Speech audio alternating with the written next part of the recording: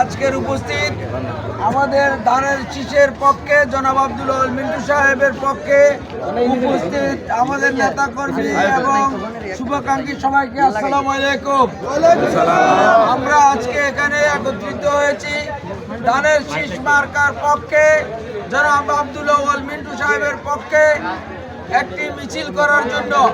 আসলে জনাব আব্দুল আল মিন্টু সাহেব এই এলাকায় যখন এমপি ছিলেন না তখনও ওনারা এই এলাকায় মানুষের উন্নয়নে ভূমিকা রেখেছেন।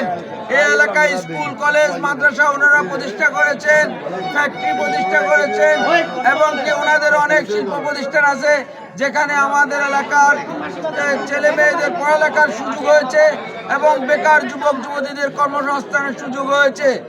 আগামী 12 তারিখ নির্বাচনে আপনারা জনাব আব্দুল আল মিন্টুকে নির্বাচিত করলে ইনশাআল্লাহ উনি এমপি হলে উনি মন্ত্রী হবেন।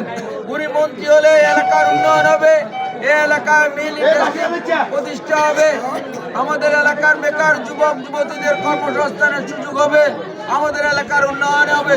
তাই আগামী 12 তারিখ নির্বাচনে আপনারা সবাই জনাব আব্দুল আল মিন্টুকে ধানের শীষ মার্কায় ভোট দিয়ে বিজয়ী করার আহ্বান জানাচ্ছি।